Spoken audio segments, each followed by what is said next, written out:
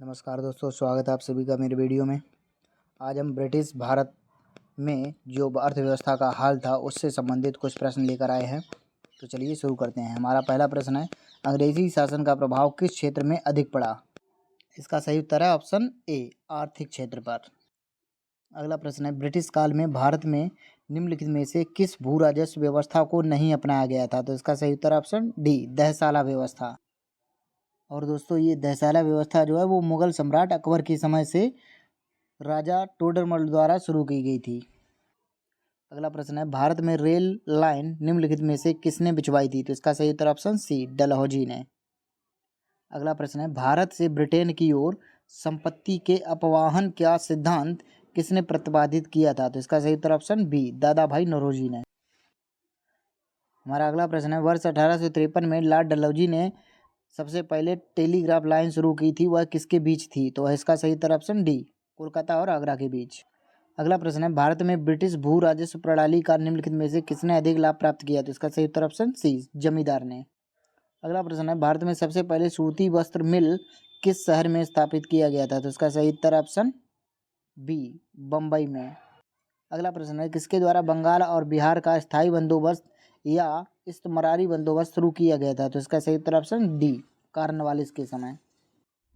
अगला प्रश्न है, ब्रिटिश सरकार ने भारत में स्थायी बंदोबस्त कब लागू किया था? तो इसका सही उत्तर ऑप्शन बी, 1793। अगला प्रश्न है, रैयतवाड़ी व्यवस्था कब लागू की गई थी?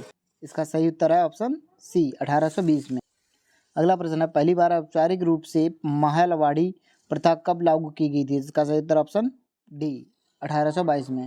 अगला प्रश्न है, अंग्रेजी शासनकाल में भारत का कौन सा क्षेत्र अफीम उत्पादन के लिए प्रसिद्ध था? तो इसका सही उत्तर ऑप्शन ए, बिहार। अगला प्रश्न है, 18वीं सदी में बंगाल में वस्त्र उद्योग के पतन के लिए उत्तरदायी कारण था? तो इसका सही उत्तर ऑप्शन सी, ब्रिटेन को निर्यात करने वाले माल पर उच्चतर तटकर। अगला प्रश्न है, नील कृषकों की दुर्दशा पर लिखी गई पुस्तक नील दर्पण के लेखक कौन थे? तो इसका सही उत्तर ऑप्शन बी, दीनबंधु मित्र। अगला प्रश्न है, अंग्रेजों द्वारा सर्वप्रथम कहवा बागान लगाए गए थे? तो इसका सही उत्तर ऑप्शन डी, वायनाड जिले में। अगला प्रश्न है, अंग्रेजी शासन के दौरान भारत के आर्थिक उद्दोहन के विचार का प्रतिपादन किसने किया था? तो इसका सही उत्तर ऑप्शन ए, दादा भाई नौरोजी ने। अगला प्रश्न है, भारत में अंग्रेजों के समय में प्रथम जनगणना किसके कार्यकाल में हुई थी? तो इसका सही उत्तर ऑप्शन सी, मेयो के कार्यकाल में। अगला प्रश्न है, सर टॉमस रो किस भू राजस्व बंदोबस्त से संबंधित हैं? इसका सही उत्तर ऑप्शन सी, रैयतवाड़ी बंदोबस्त। अगला प्रश्न है, भारत में प्रथम रेल लाइन का निर्माण 1853 में किन नगरों के बीच हुआ था? तो इसका सही उत्तर ऑप्शन बी, मुंबई और ठाणे के बीच। अगला प्रश्न है, स्थायी बंदोबस्त के तहत जमींदार को पूरे लगान या भू राजस्व का कितना प्रतिशत राज्य को देना तय किया गया था? तो इसका सही उत्तर ऑप्शन ए, 89%। अगला प्रश्न है, उत्तरी भारत में भूमि कर व्यवस्था का प्रवर्तक किसे कहा जाता है? तो इसका सही उत्तर ऑप्शन ए, मार्टिन बर्ड। अगला प्रश्न है, समस्त अंग्रेजी भारत की सर्वाधिक भूमि पर अपनाई गई भू राजस्व व्यवस्था थी? तो इसका सही उत्तर ऑप्शन बी, रैयतवाड़ी व्यवस्था। अगला प्रश्न है, भारत में भारतीयों द्वारा 1881 में स्थापित हुआ तथा उनके प्रबंध में चलने वाला सीमित देयता का प्रथम बैंक कौन था? तो इसका सही उत्तर option B, Awadh commercial bank. अगला प्रश्न है, अंग्रेजों द्वारा रैयतवाड़ी बंदोबस्त कहाँ लागू किया गया था? तो इसका सही उत्तर ऑप्शन डी, मद्रास प्रेसिडेंसी एवं बम्बई प्रेसिडेंसी। अगला प्रश्न है, ब्रिटिश शासन के दौरान भारत में उद्योगों का कोई स्वतंत्र विकास नहीं हुआ, इसका कारण क्या था? तो इसका सही उत्तर ऑप्शन ए, भारी उद्योगों का अभाव। अगला प्रश्न है, ब्रिटिश ईस्ट इंडिया कंपनी का व्यापारिक अधिकार अंतिम रूप से किस एक्ट के तहत समाप्त किया गया है? तो इसका सही उत्तर ऑप्शन बी, 1833 चार्टर एक्ट के तहत। अगला प्रश्न है, हालांकि भारत के व्यापार पर 1813 के चार्टर एक्ट द्वारा कंपनी के एक अधिकार को समाप्त कर दिया गया था, परंतु फिर भी किस वस्तु का व्यापार केवल कंपनी के लिए ही सुरक्षित रखा गया है? तो इसका सही उत्तर ऑप्शन सी, चाय। अगला प्रश्न है, आधुनिक शिक्षा के संदर्भ में शिक्षा का माध्यम को लेकर उठे प्राच्य आंग्ल विवाद का अंत मैकाले के प्रपत्र 1835 से हुई। इसके अनुसार किस भाषा को भारत में शिक्षा का माध्यम स्वीकार किया गया? इसका सही उत्तर ऑप्शन डी, अंग्रेजी। अगला प्रश्न है, भारतीय शिक्षा का मैग्ना कार्टा किसे कहा जाता है? तो इसका सही उत्तर ऑप्शन ए, वुड का घोषणा पत्र 1854। अगला प्रश्न है, किसने 1911 में प्राथमिक शिक्षा को निःशुल्क एवं अनिवार्य बनाने वाला विधेयक इंपीरियल लेजिस्लेटिव काउंसिल में प्रस्तुत किया, जिसे भारतीय शिक्षा का मैग्ना कार्टा कहा गया है? तो इसका सही उत्तर ऑप्शन ए, गोपाल कृष्ण गोखले। अगला प्रश्न है, भारत में आधुनिक शिक्षा का जन्मदाता किसे कहा जाता है? तो इसका सही उत्तर ऑप्शन ए, चार्ल्स ग्रांट। अगला प्रश्न है, हिंदू कॉलेज कोलकाता 1817 जो कि पाश्चात्य पद्धति पर उच्च शिक्षा देने वाला प्रथम कॉलेज था जिसका धार्मिक शिक्षा से कोई संबंध नहीं था, की स्थापना किसने की थी? तो इसका सही उत्तर ऑप्शन ए डेविड हेयर ने। अगला प्रश्न है, भारत में अनौद्योगिकीकरण या प्राक औद्योगिकीकरण की अवधि क्या थी? तो इसका सही उत्तर ऑप्शन बी 1800 से 1850। अगला प्रश्न है, भारत में आधुनिक उद्योगों की स्थापना कब आरंभ हुई? तो इसका सही उत्तर ऑप्शन डी 1885।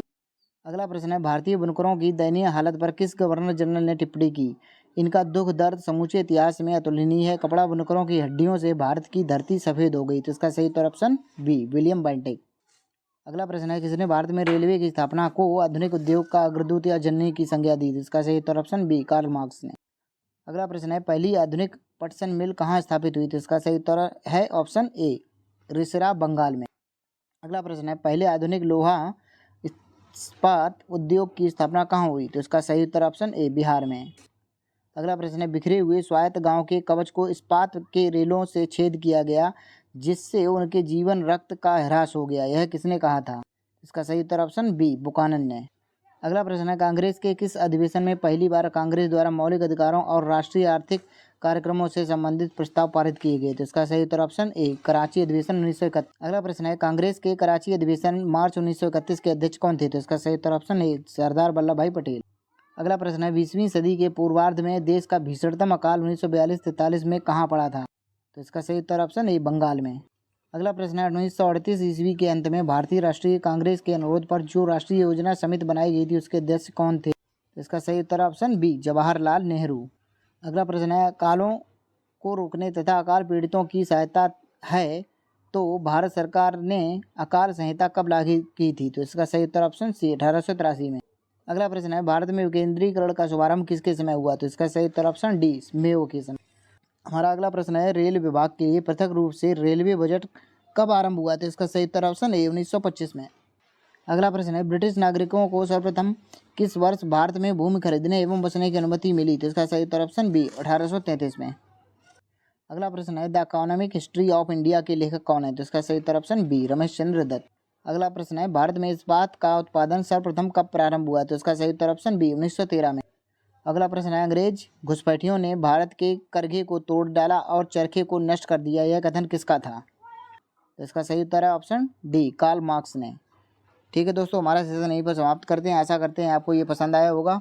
यदि मेरा सेशन आपको पसंद आया हो तो वीडियो को लाइक, चैनल को सब्सक्राइब करके वीडियो को शेयर अवश्य करें। धन्यवाद।